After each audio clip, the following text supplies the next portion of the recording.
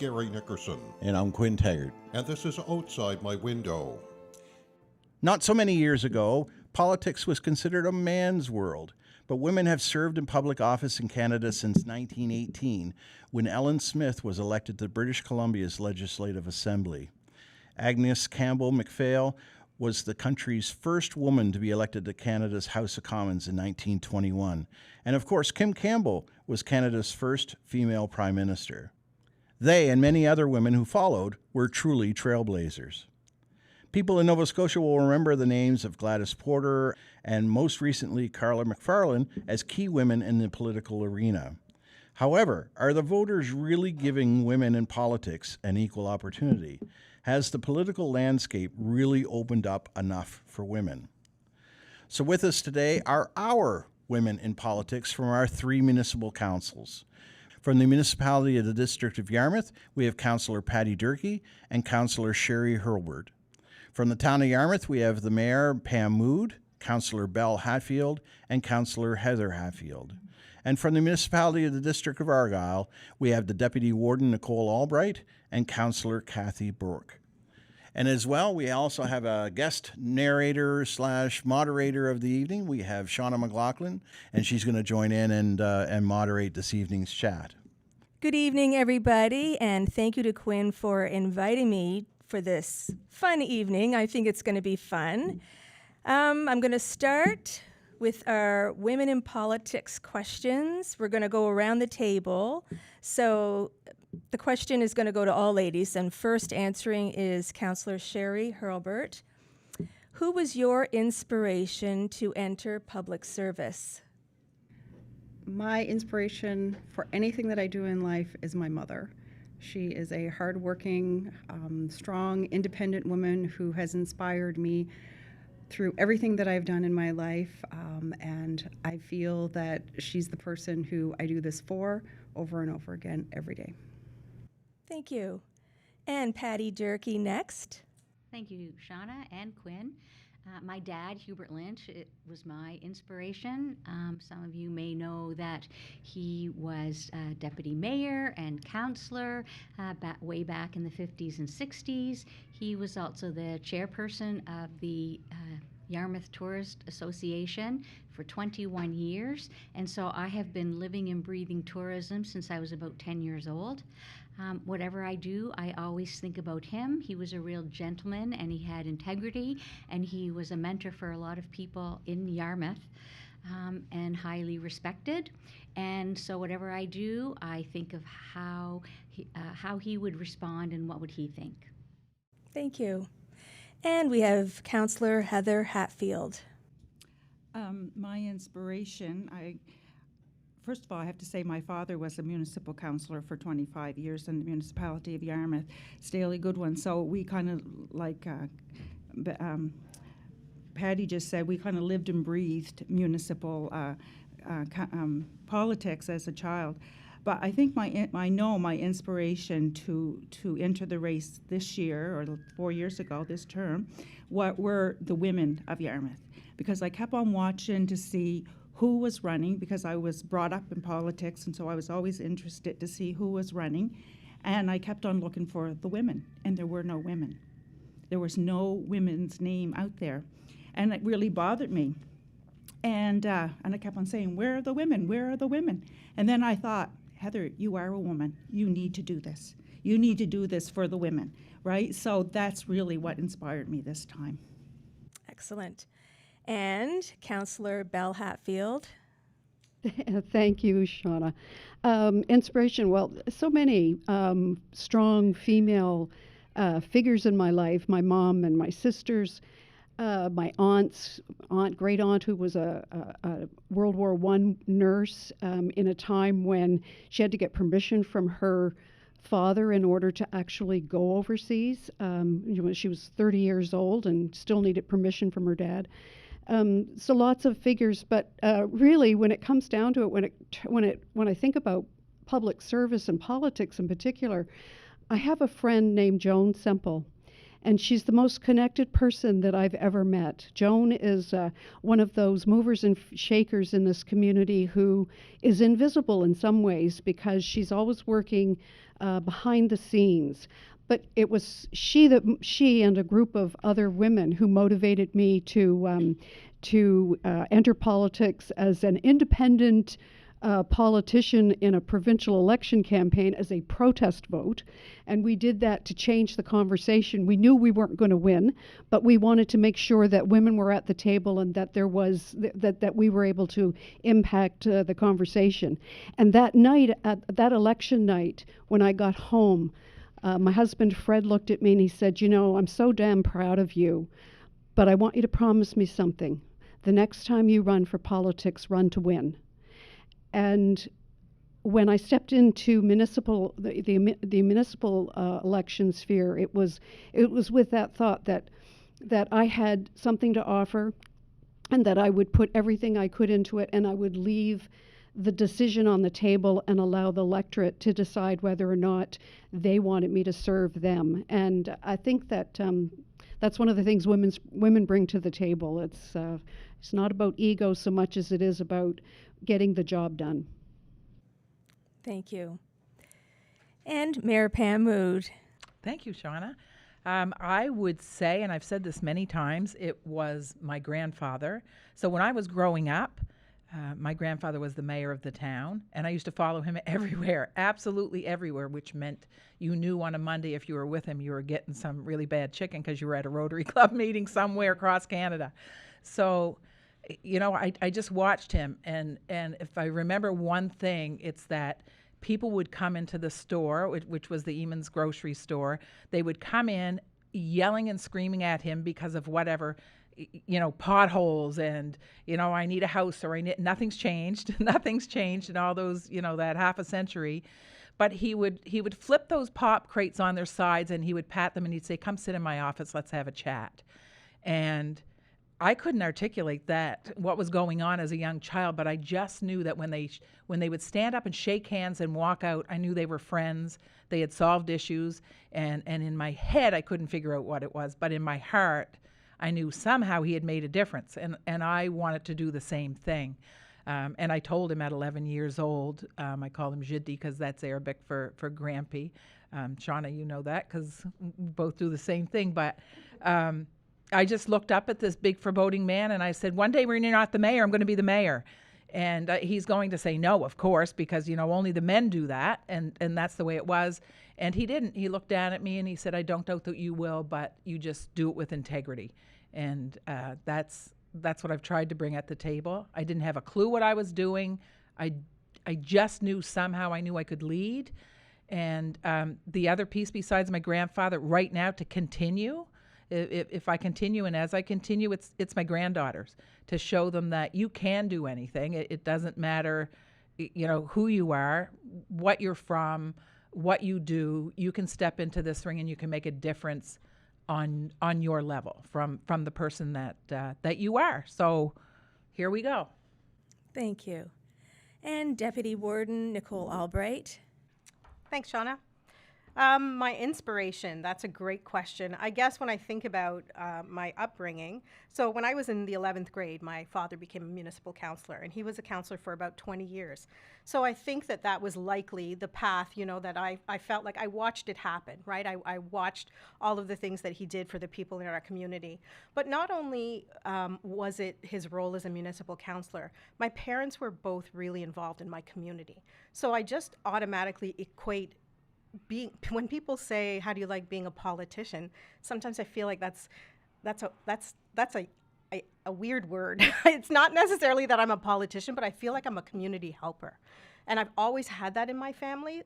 My parents were both, my dad coached every single kid in baseball in my community, and anybody who was about my age knew my dad and knew the importance of making a difference. And for me, that's what this is. It's making a difference. So I wanted to, I watched my dad be a counselor and helped with elections, loved it all, loved every minute of it, would ask lots of questions. But it started even before that. When I was in junior high, and I've mentioned this before, I remember in our civics class looking at the list of municipal politicians and we had to memorize it. And I remember thinking, there are no women on that list. I knew who my counselor was because I knew him personally, and I thought, there are no women on that list. And I said to myself in that very class, one day my name will be on that list. And I never told anybody. Nobody knew that.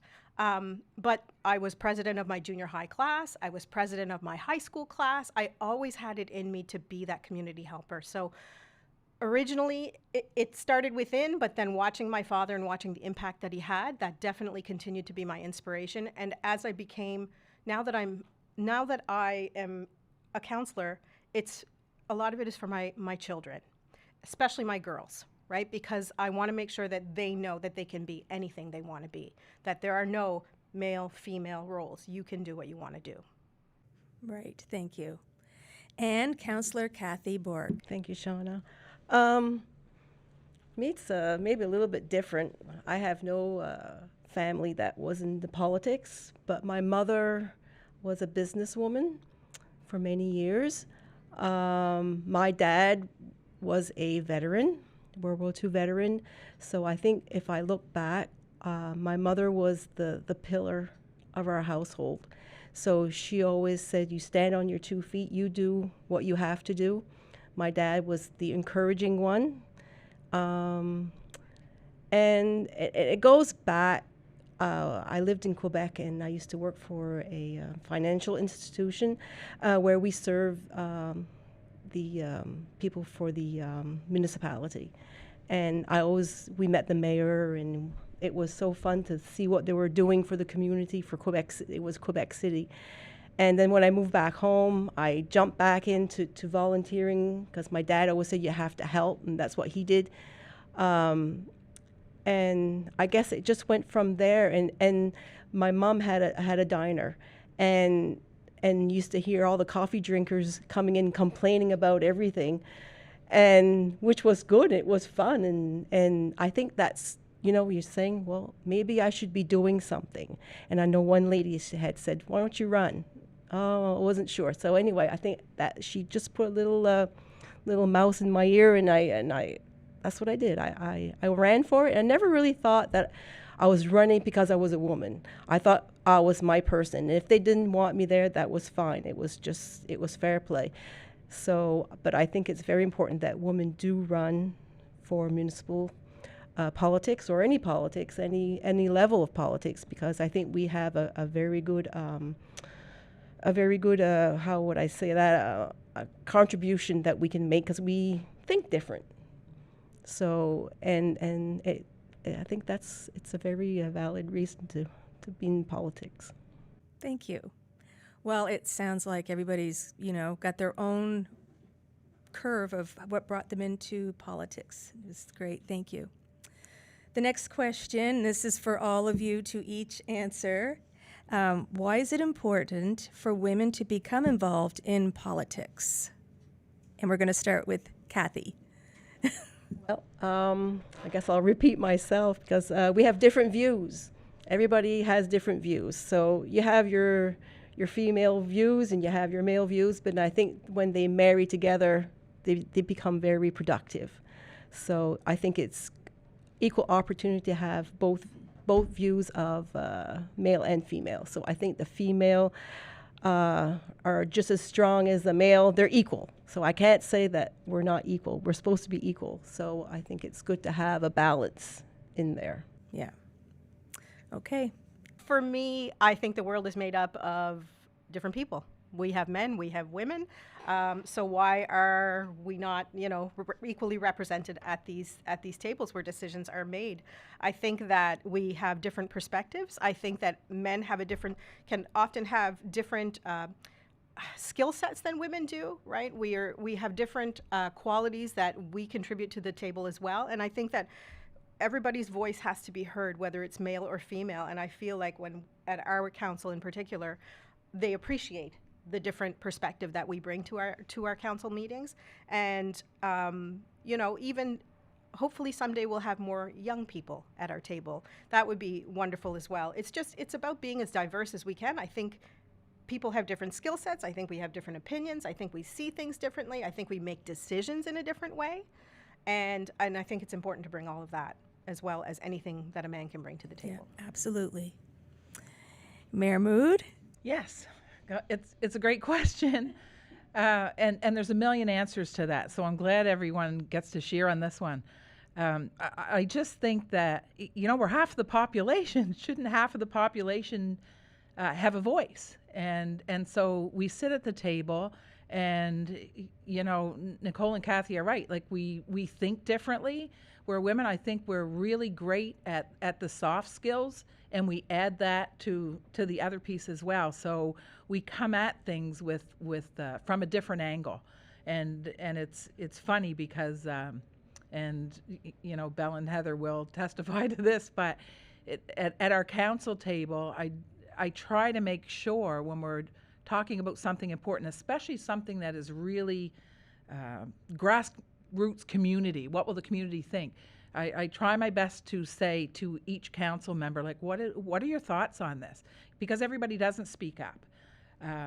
But when you hear those different voices, and like Nicole said, you put it together, you get the right answers, and you can go forward with that. But if it were just men at the table, sometimes you miss, not that some men don't have the soft skills, but you miss sometimes the heart of where that decision could come from. So you get all the facts, but you gotta throw in the values and the heart and all those pieces. And if we are, I say home, but we're not home. But in the olden days, I was born then, when we're home and we're bringing up children, how important is that, except that we do that, and what's important to us is not represented at the table. So now that's all almost fixed. Not quite, but we're getting there.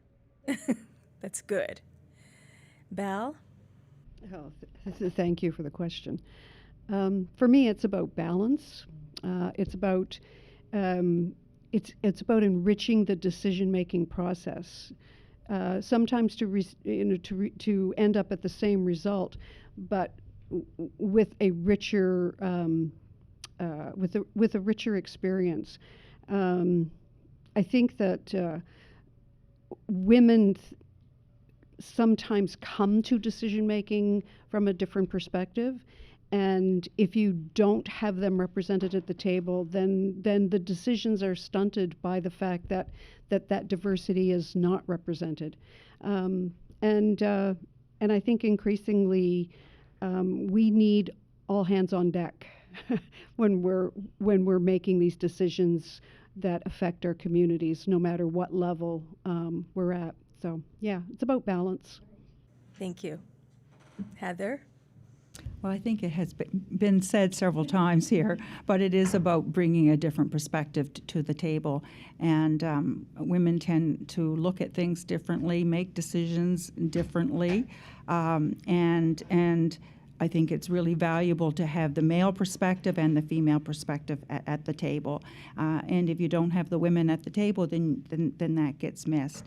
And the other piece that's kind of connected to that for me is I think it's really important to be role models for the future generations, right? So that if there are no women at the table, then our children, when they're watching the town council, hopefully they do, then they don't see that. They don't see women, and they don't believe that they can do that or be that. So I think it's really important from that perspective as well, that women are at the table, that the younger girls can see that, and they can know that they can do this as well. Yes. Okay. Thank you. And Patty? Women are very good at getting things done. We think quickly, we are multitaskers. We're not thinking about where's my next vote coming from. We're thinking about what can we do best for our community. So it's really important to have a good mix and a diverse council where you bring different voices and opinions together. So I think we make things happen faster, although nothing happens fast in any level of politics.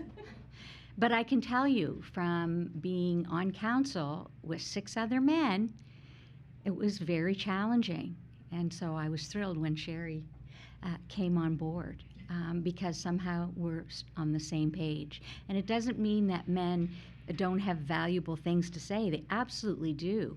but they also have to hear our perspective as well. And so when you put that together, if you don't have a diverse group of people, then you're lacking information and ideas from many different sources. And as an educator, we have multiple intelligences. So people have strengths in mechanics, people have strengths in the arts, people have strengths in administration. There are so many different places. So if you can bring all of those different ideas together, you're going to come up with the best decisions for the community. Thank you. And Sherry. Thank you very much. I think that, what everyone has said before me is very valid. For me, it's a matter of being, I don't want our municipalities to end up being an old white guy's table. And, to have women and people, from equity-seeking groups and diverse groups, it's more, for me, it's more than just being a woman on council. It's being someone that is different than what has been the status quo for years. And so I think, it's important that we have women, but it's also important that we have diversity in many levels. And I think striving to encourage people to run for municipal politics is kind of one of my, side goals, because I think it's important that we have diversity at the table in multiple levels. So there's 49 municipalities in the province of Nova Scotia. Representation-wise, women to men, there's 16 women serving as mayors or wardens. And that's 32% of the municipalities within the province. It seems like we're headed in quote-unquote the right direction towards parity of having that 50-50. When we look at our municipal units, we're running about 22% in Argyle, 29% in municipality of Yarmouth, and 43% in the town of Yarmouth. But of course, the council sizes are different, so it doesn't, it only takes one extra person to really kind of skew those percentages. And so that's why it's a little bit misleading. But do you feel that between the three councils that women are well represented in the current formula, or would you like to see more women chime in and be part of the equation? And I'll open it to the floor as opposed to going one by one, so if somebody wants to grab that and go with it. I feel like we have 9 in the municipality of Argyle. We have 9 councillors, and of the 9, there are only 2 that are women. So I don't feel like we're as well represented as we could be. Kathy was there before I was for a whole term, and phew, I can't imagine being the only woman on council for that amount of time. So anytime I get a chance to encourage women to run for municipal politics, I always encourage them, because I would like to see more women councillors for sure in our municipality. Now, you're holding the position of deputy warden, which is elected by your peers. So do you think that from a spirit point of view within the councillors at the table, that it's more open towards the 50-50 target split? I think so. I'm starting to feel a change. I know when I first went in myself, I was more of a quiet counselor. I was learning, I was taking things in, I was processing things, and I don't know that I honestly always felt like I could say what I wanted to. Not so much that the other counselors were discouraging me, but for myself, I had to get past that on my own. And once I did, and once I started to voice the way I felt about things, people's eyes kind of were like, okay, she can do this. So when it came time to run for deputy warden, and I told my colleagues that I was interested, they were really happy for me. And we didn't have an election. I went in by acclamation. So I feel like they're ready for that. I feel like, especially the group that we have now, I think that they would welcome having more women on there. I feel like they really are interested in the perspective that we bring to the table. So Mayor Mood, I'll pick on you a little bit for this question as well, because you're only the second woman mayor to have sat in the chair. Marjorie McCachran, of course, was our first woman mayor back in the 80s. So how did it feel for you? Because when you run for mayor in the town of Yarmouth, it's all or nothing. It's not like it is in the 2 municipal units where you get in as a councillor and then get elected in as warden or deputy warden. So how is it for you that you picked mayor to run on your ticket? Oh gosh, that's quite a question. Why did I choose mayor as opposed to councillor? I can tell you that you have to know who you are, or you have to have some semblance of who you are. And the truth is, I didn't have a clue what I was doing. I didn't understand politics. I wasn't paying attention to it. That's terrible to say, but I'll admit it. I wasn't paying attention, but I knew I could lead. And if you're going to lead, you may as well lead from that seat. I also came in as a leadership expert, so I knew full well that I didn't have to know everything. I didn't have to be the expert. But if you know you can lead and you understand that part of leadership is surrounding yourself by the best people, then you're going to be okay. I think I've been okay, but only because I've been surrounded by what I consider the best. There's a couple of them sitting at the table right here. Actually, there's a whole table full of people because we get along so well. And if I have a question, I can call Nicole, I can call Sherry, I talk to Patty, we talk to each other all the time because it makes us stronger. So one person is as strong as the rest of us. And I know what each of these women's strengths is, and I call on that. It makes it easy to do the job. So, Patty, in the municipality of the District of Yarmouth, it's 2 for 7 for you. Do you feel that you're, as a gender, well represented in the municipality of Yarmouth? No, I don't feel that we're well represented. When I think back, this is the first time there have been 2 out of 7. Prior to me joining council, there were 3 women that have been on the municipal council over many, many years. So it's wonderful that there are 2. There should be more. So, Patty, in the municipality of Yarmouth, you have districts, but does that help or hinder when it comes to having people want to put their names onto the ballots, and then, of course, encouraging women to put their names forth as well? That's a very good question, Quinn, and I don't know the answer to that. There were 3 women that ran in my district last time. There are some districts with no women. I think that it would be better if we ran at large, quite frankly. But I know that because we have districts, you have certain people in those districts who feel that they want to represent just their district, and that makes it more challenging. But I would encourage women to run. I think it would be a better place. I know when I've gone to NSFM and you look over the crowd and you see lots of gray hair, and that's me, but then there's bald and white hair, and it's overwhelming when you sit back and look at that and you think, oh, this is not a good thing. So the more we have, the better. But what I do want to tell you is that I have a lot of friends in politics across Nova Scotia, people that we've met through NSFM, which has been absolutely fantastic.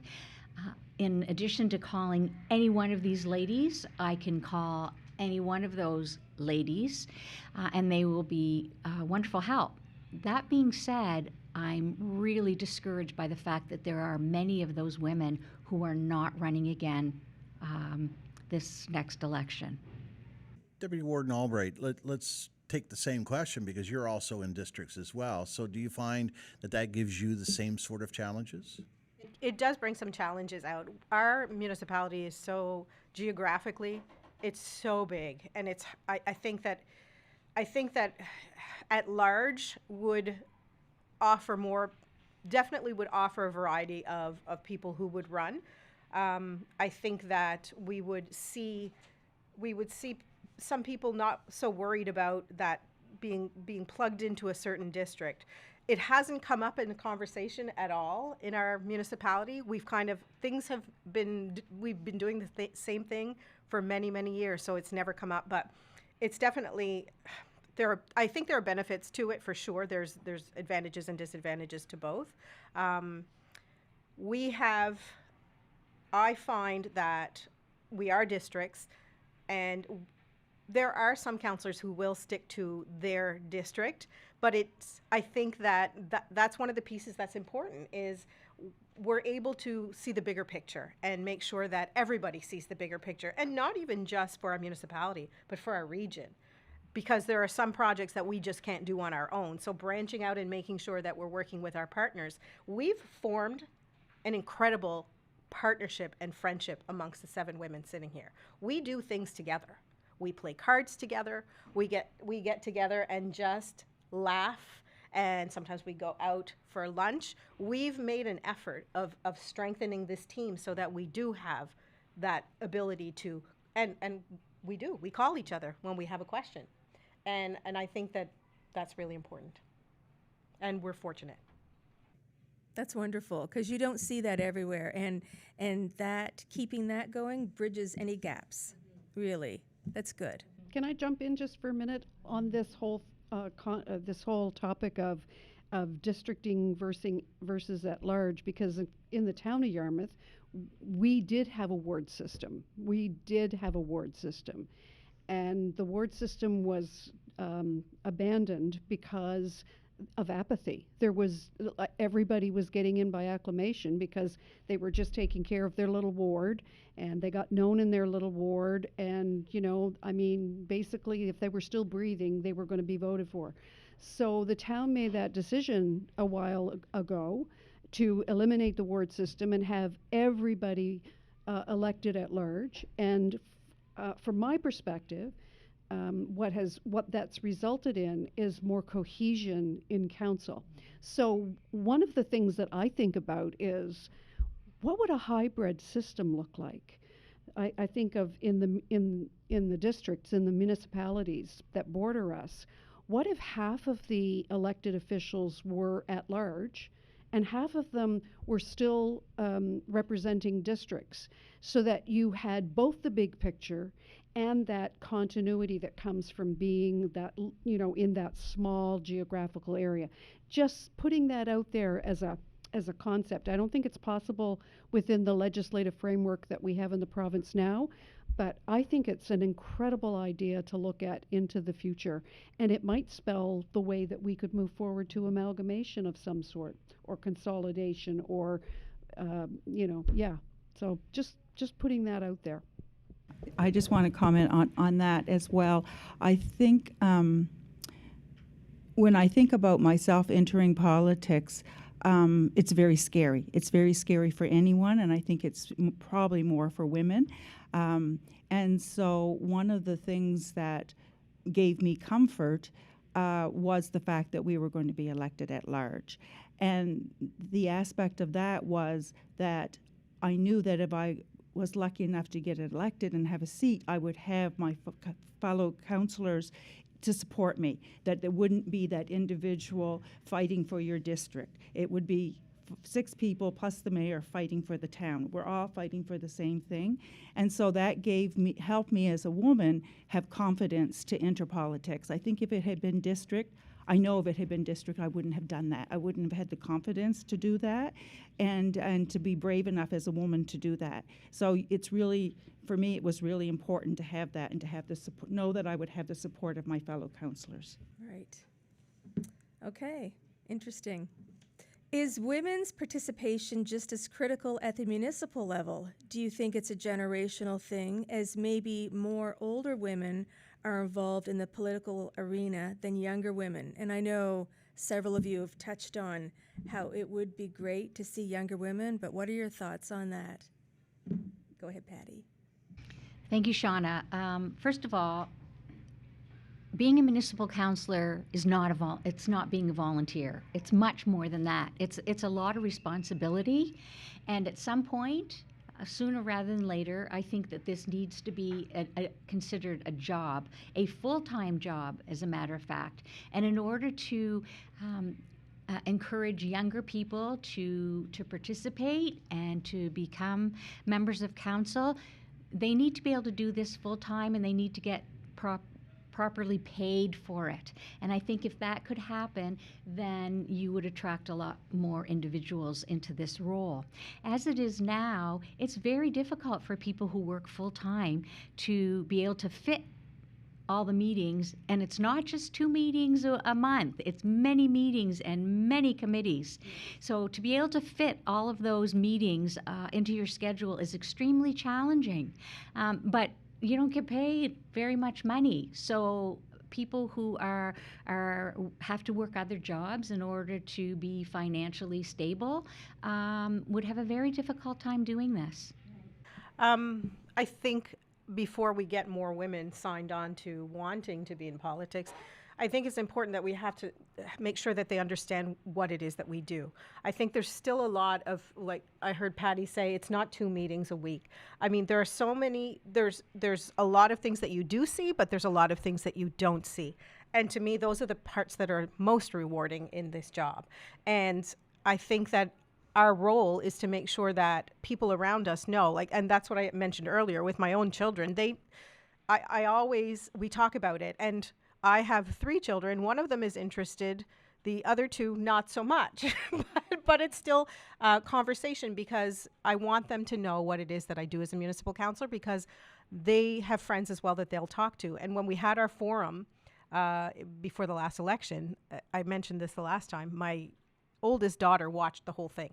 And after it was done, she called me and she said, I didn't feel like there was a whole lot there for me to connect with. And she was 22 at the time.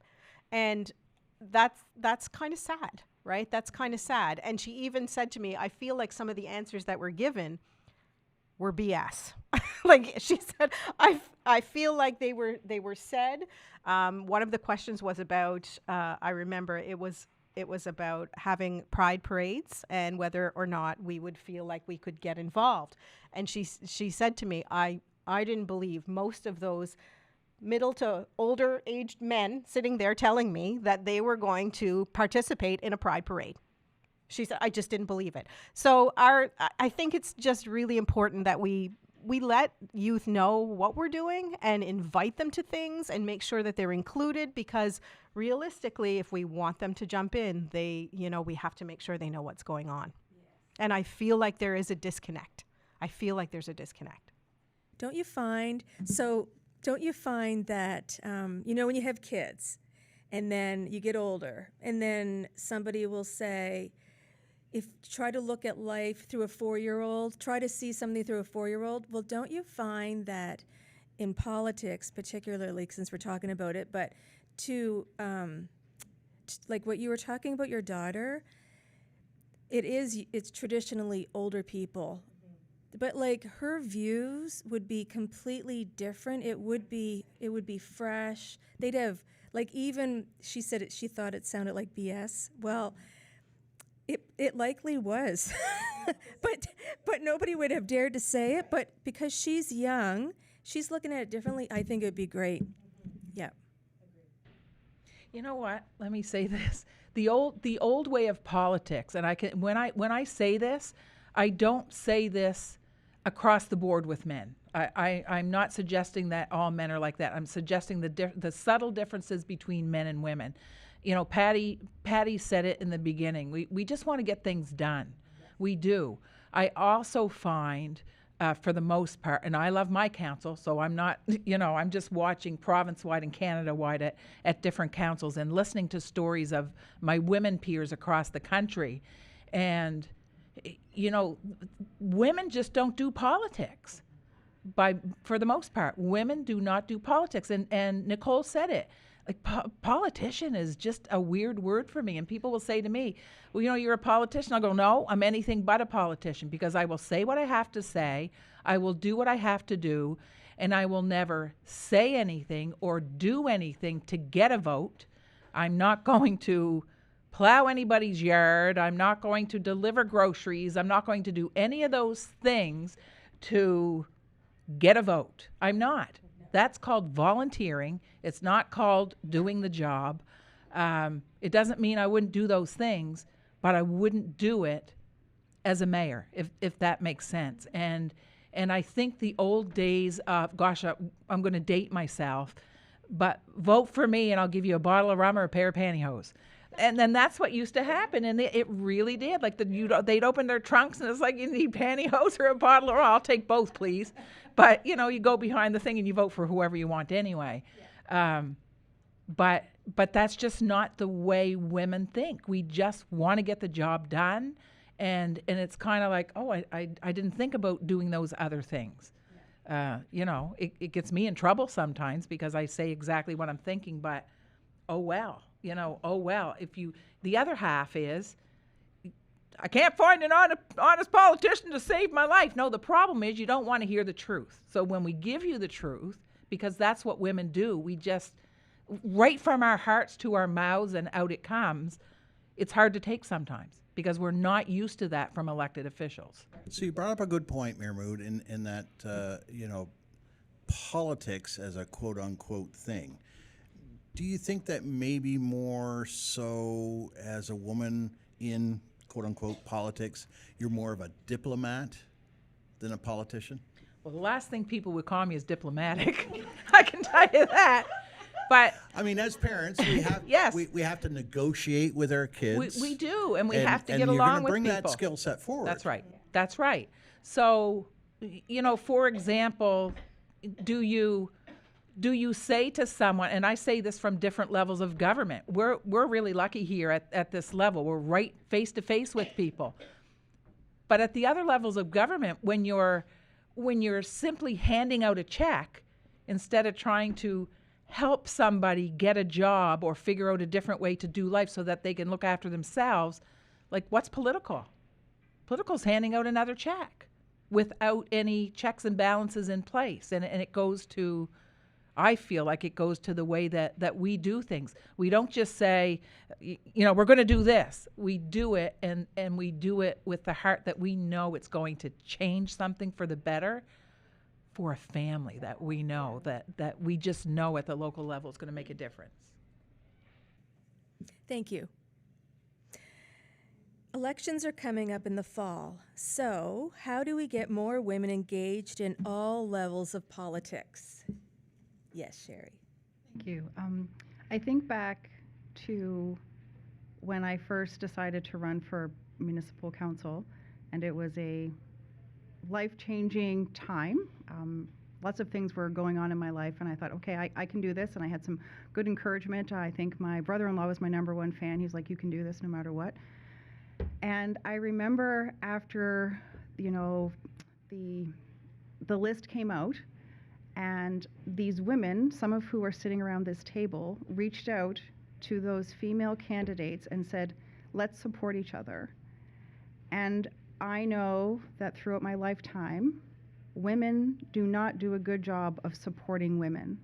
And so when this particular group of people said, okay, we're going to get together, we're going to help each other, and we did. And I think we did it successfully. Some of us were fortunate enough to be elected, some of us not, but we still remain friends and we're in contact with those people still. But I remember throughout that election process, there was a social media post, and it was from, I'm not sure who it was from. I think it was an anonymous post. And they talked about this secret women's group, this group of women who met secretly. And I think it must have been, and I used the word earlier, old white men who were afraid for their seats in council, because they were talking about this secret group of women who were getting together trying to, I don't know, they probably didn't use the word overthrow, but that was the gist of things. And I thought, how great it is that I'm surrounded by this group of women who want to help me and who I want to help in whatever way I can. But then there's also this group of people out there who are trying to sabotage what we're doing when we know inherently we're not good at supporting women. And so I feel like going into the elections in the fall, we as women need to be supportive of any woman or anyone who wants to run, because I don't want to be seen as that person who's trying to sabotage someone else's hopes or dreams, and maybe they're going to be the next, the next counselor or the next representative of their people. So I feel that supporting anyone and encouraging people who are out there. And I say that, on the side, I'm saying, hey, would you like to, run for council? Have you ever thought about running for council? And it's not just to women, it's to men, it's to young people. But I think that, knowing that this group of women and some of the ones who didn't get elected, we were all eager to meet and take our own time to help each other. And that doesn't happen often, but I'm glad it did in this case. That's wonderful. I think, thank you for that, Sherry. I think it speaks to the vulnerability of women as well. And it's tremendously important. There wasn't one woman at that table of the secret society. Sorry, it just cracked me up too. But there wasn't one woman at that table who had any intention of overthrowing anybody, that wasn't it. We've all been in a place as women in a society that does not always accept women in these positions, where we're thinking, I've been there, we need to support each other. Because we knew when you know and you've been through it, you want to do the same for other people. And I will say this too, we didn't back off because of the social media posts or the letter I received. I was president of Nova Scotia Municipalities at the time, and there was a letter sent that basically said, it said it. It's what Mayor Mood is doing is nothing short of ethical stench, and it was just an ugly, hateful letter, and all I could think of was, I think it's called democracy, supporting the people that you believe in, and having the freedom to vote the way you want to do that. Put a sign on your lawn.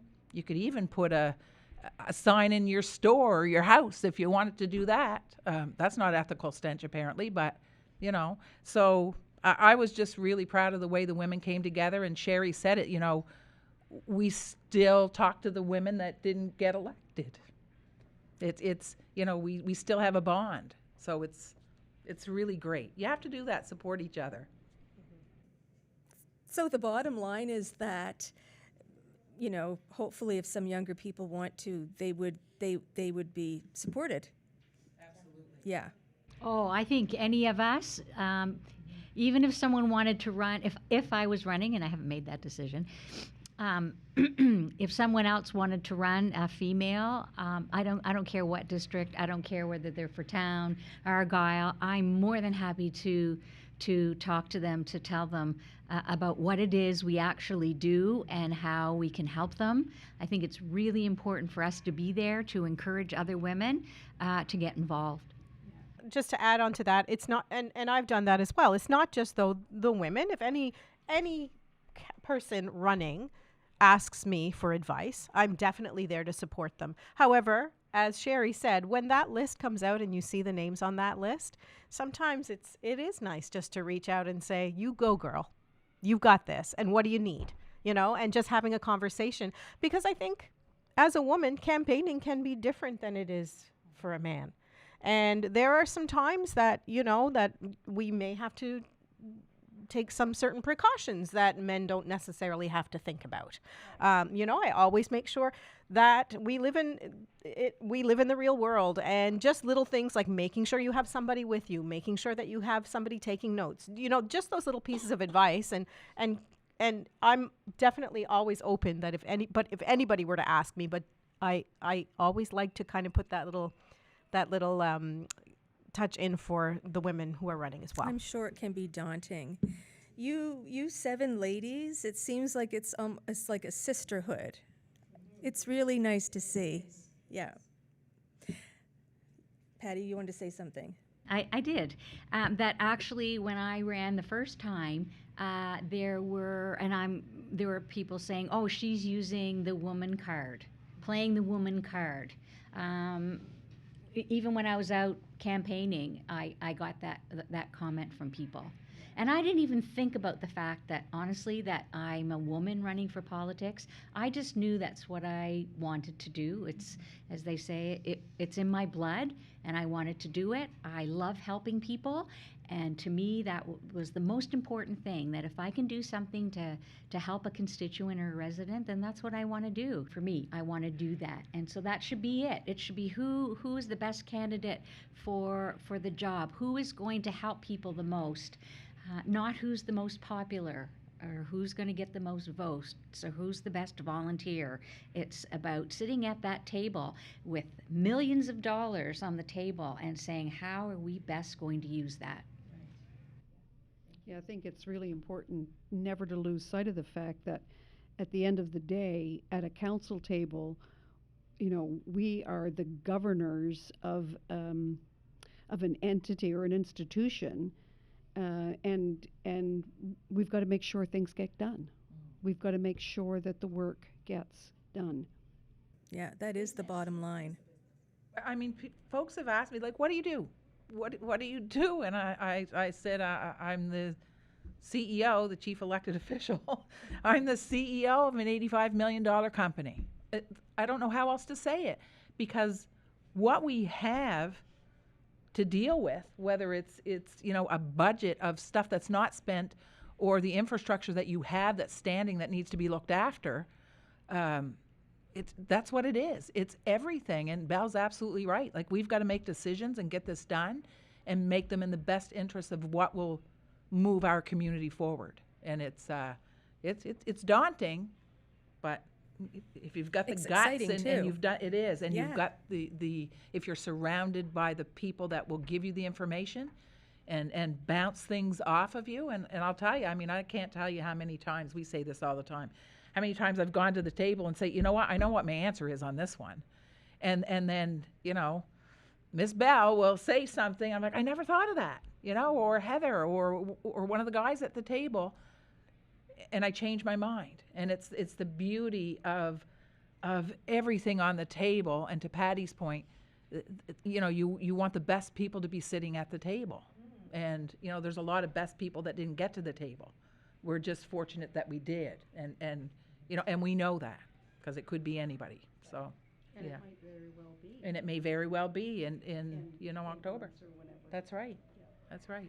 Dad always told me that you should always do it right the first time. So with those decisions that you're making, for me, it's like, just do the right thing, and thinking about the big picture, not the small group of people who might be out there complaining about this, that, and everything, but it's about the big 10,000 people that we're responsible to help.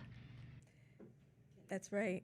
Many of whom are silent, many of whom you are never going to hear from. But they require representation as well. Absolutely. And noise, I say noise, and I say it respectfully, but I've said, you can call me names, because we get that. You can call me names. You can come at me with everything you have, but it's not going to change me making the right decision. It just won't. Doesn't mean I won't change my mind if there's a different decision to be made, but the noise doesn't Right. do that. This morning I posted this, I just have to share this because it's kind of goes along with what we're saying about that you can't please, you know. I posted this coffee cup and it says, "You can't make everyone happy, you are not coffee." Well, it's kind of like for you guys too. I think our major role as well is we have to prepare the future for the future generations to come. So we have to do it right.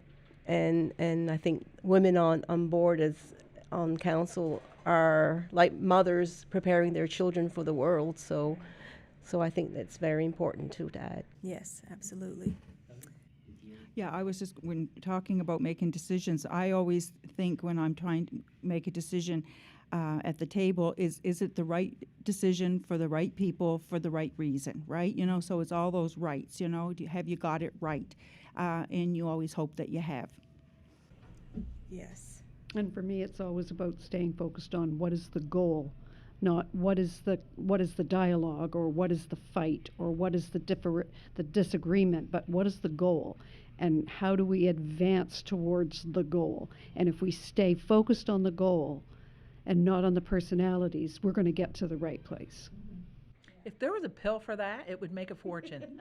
It's true, because it's so, how much more do you get done when you're focused? Like, you just have to focus. And sometimes you have to shut your ears to all the goings on. And that doesn't mean that we don't listen. We listen every single day. But when you've got all the information in front of you and you have to make that, you know, she's bang on.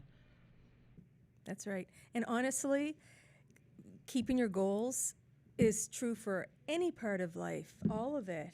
But, you know, particularly for an $85 million corporation.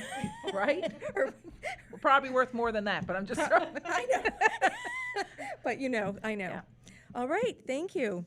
So it was brought up about social media, and social media can be damning. So since social media has become so prominent, there has been a rise in unkind and even hateful comments directed at all politicians. What has been your experience? I think you can all weigh in on this one. For me, it was that very first time I read that, the secret society of women, and we were far from secret. We'd go out in public, we'd chat anyway. But I think that more and more in the last 4 years, I've noticed how, and one of my constituents said this the other day to me, that society is becoming very uncivil. And, for me, I feel like there are people who hide behind social media. You can be a keyboard warrior. You can talk about the things that you don't like.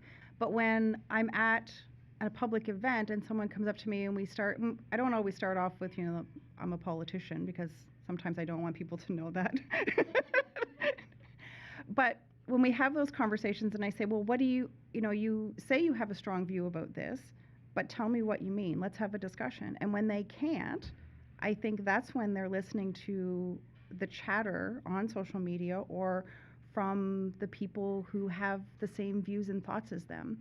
And so for me, it's been hard, and I've taken many social media breaks where I just say, I can't do this anymore. I can't. And I don't use social media as the way to get news, but it is the one way I do find out about what's going on in my community. So there's lots of good with social media, but for me, I've really had to learn in the last 4 years how to filter so that my personal well-being isn't affected. And there have been many times that it has been negatively affected, most recently, and probably will continue until the election happens and the outcome has happened in the fall. But I feel like society has just become, and I'll use this word again, uncivil. And we don't know how to all get along, even though we might all not agree. I spoke on Monday at Law Amendments about the Antigonish and their consolidation. I was a witness on Monday, and the lady before me, I was sharing with these girls before, the lady before me came in with data and numbers and quotes and all those things, and I said, I don't have that. I'm just going to come in and share my thoughts on that. And I said, my first thought is that I have watched for the last 2 years what the mayor and the warden have gone through. And I mean, I'm saying, when I say this is, to the premier and ministers and everybody, and people should have been charged. I don't mean we should be upset. I mean, people should have been charged for the things they said and did, not to public officials, but to other human beings. And I think people forget we're human. Everybody at this table we have children. Some of us have grandchildren, and my kids have had to read stuff about me. I'll say this too, because everybody thinks that we all know this now.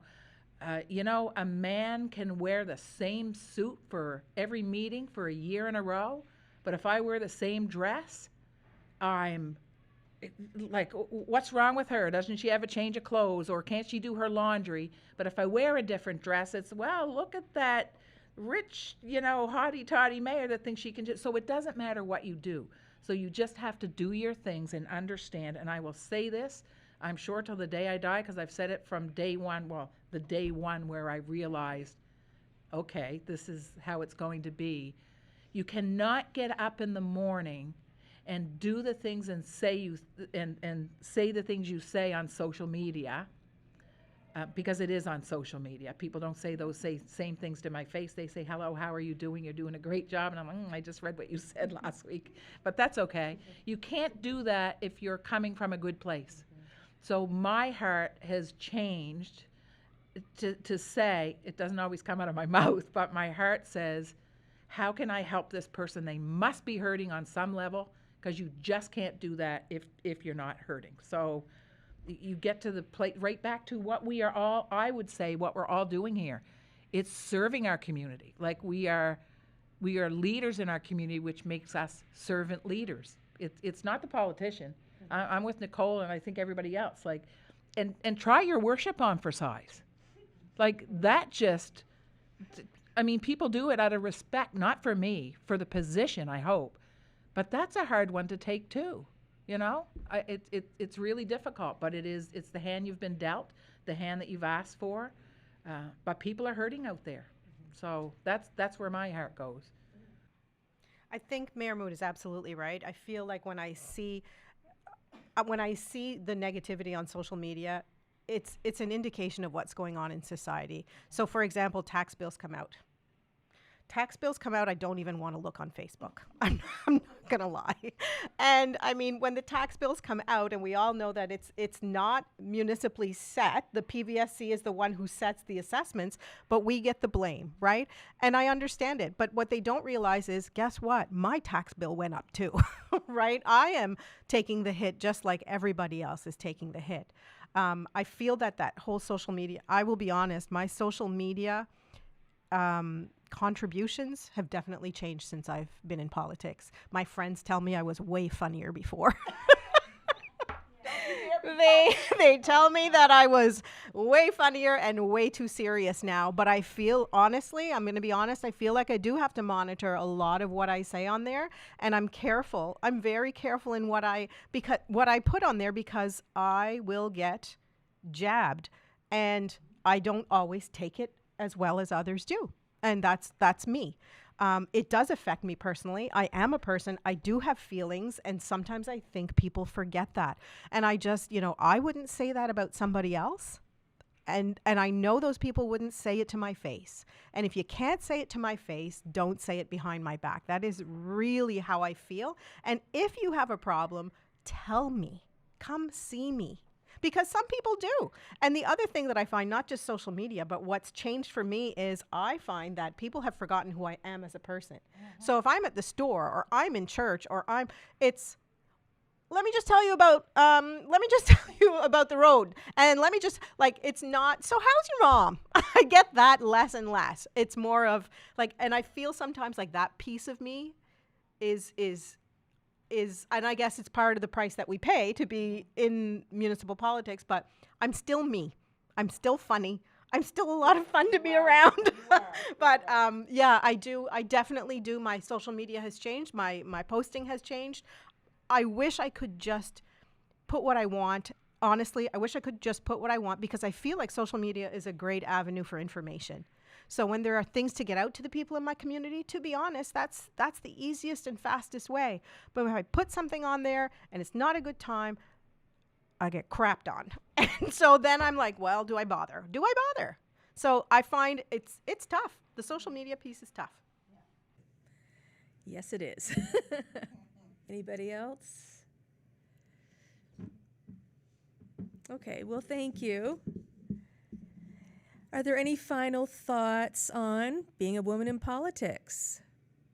I guess we just gotta be ourselves and do our best. I'm not a person that promises anything, but if you want something or something has to be done, well, we'll work on it. We'll do our best. I would love to see more women on our council. I think that having Kathy as a sounding board for our council it's an awesome resource. I know that even for us, all 7 of us, we talk a lot, but in terms of just our own council, her and I talk a lot. And I love being able to have her with me, and I would love to have other women there as well. We do bring a different perspective. We do get things done. We do and it does come down to we have such an ability to multitask and think on our feet. And I think that our voice is important, and we have to make sure that we continue to encourage more and more women to step up and put their names forward. I think that it's important for everyone in the community to understand that we all know, women are not better than men, men are not better than women. We are different from each other. And it's beautiful when we come together. And when you throw some of the things on the table, around the table actually, when what we were talking about this evening, you put some youth in there, you put people from different backgrounds. It's a beautiful thing, because I can't count how many times we've just said, well, I didn't know that perspective, but because we don't know what we don't live in. So for somebody to be able to provide that, that's a gift. Like that is a gift. So, I would say for the women, because we need more women running at these tables, sitting at these tables, reach out. You've heard 7 of us here. I would, somebody put your hand up if I'm speaking out of turn, but there are 7 women sitting right here. You could reach out to any one of us, and we would sit down with you. We'll take you for coffee. We'll walk you through it. And I would say that, there are many men out there that will do exactly the same thing. And there wasn't one woman at my table when I first started. It was a group of men that said, "We're on your team," and I said, "I don't even know who you are." I didn't know who they were, but they knew who I was somehow. And but yeah, don't be. I've said this to my kids: live a life of no regrets. If you're thinking about it, we will all help you walk through that whole process. Get your name on a ballot and see what happens. Give it a try. Exactly. Thank you. Yeah, I think that if you take the approach that you're going to put yourself forward because you think you have something to offer, and leave it in the hands of the voters as to whether or not they take you up on your offer, then it's a lot less scary. I know that's always been the approach that I've taken. I don't ask people to vote for me. I just ask people to get engaged. And whether you get engaged by getting your name on a ballot and having people vote for you, or whether you get engaged by joining another person's committee and working with them, a lot of us have been talking about the secret women's society, and I was one of the women that had no intention of running for election, but knew I had some skill sets and wanted to help. And so I kind of fell into the position of running because it just was opportunity knocking at the right moment, and there was just no question. It was, the decision was made in a minute, but it was a lifetime coming because my family has lived a life of service, and that's what this is all about. It isn't about being a politician. It is about having something to offer and to be of service to get stuff done. That's it. And everyone can contribute to that. So get out there and put your name on a ballot and call us. Yeah, I would agree absolutely with what Belle just said. I think the hardest part, or the hardest piece for me, was putting my name on the ballot. That's the hardest thing. Once you make up your decision to do that, for me, once I did that, I had already won. I had won because for me, it was to get a woman's name on that ballot, because there was 18 people running, 17 of them were men.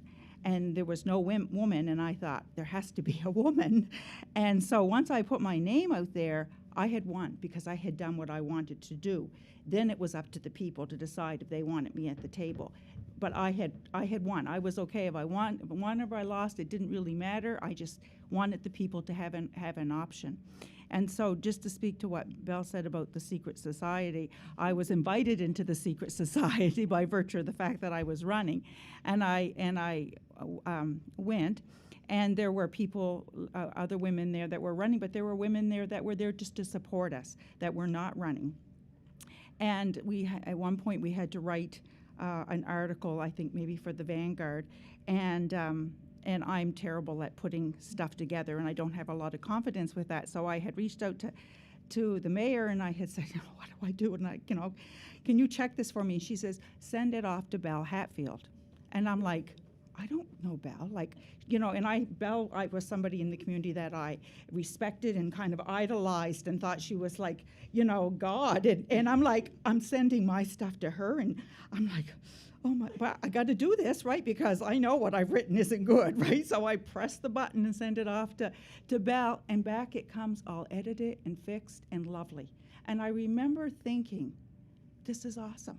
Like this person who I don't know, who had no connection to me really at that time, had done that for me, and she would do it for any woman, right? So there are women out there that will help you in all those pieces, whatever that piece is that you need help with. And so I think women just need to know that it's not just the people you know, it's the people you don't know that will support you. First of all, I'd like to say that I think one of the most important things for anybody who considers running is do your homework and find out what this job is about, because I think in the past there have been lots of people who have run and they didn't have a clue what this was about. And so when you get in there and you hear, okay, which of these committees do you want to sit on? And then you're sitting on like 10 to 15 committees, and it's like, oh my goodness. So first of all, that's the most important thing. This isn't about power.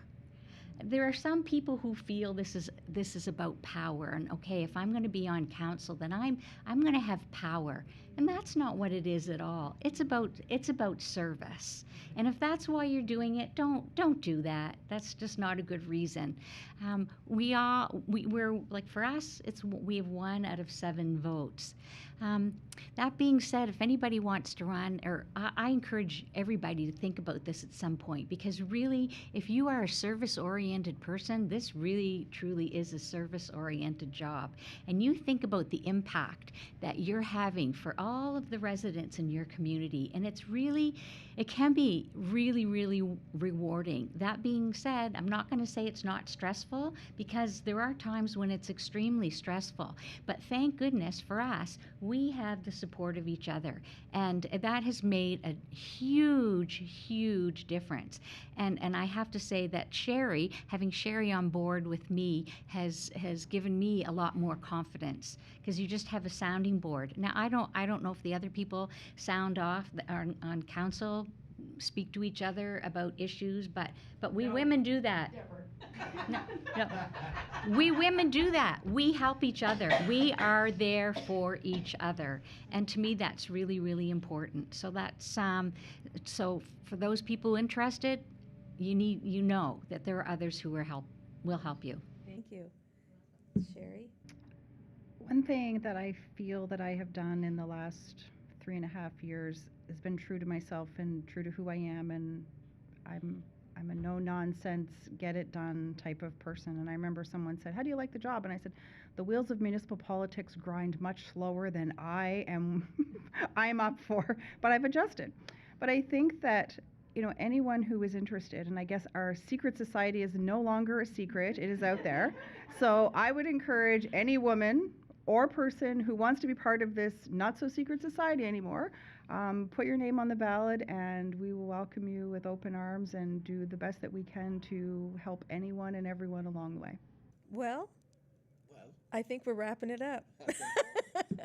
I want to thank you all for coming, and thank you to Quinn for asking me to host this evening, co-host. It was fun. And I learned a lot, actually. So definitely want to thank all of our councillor guests, Councillor Patty Durkee, Councillor Sherry Hurlbert.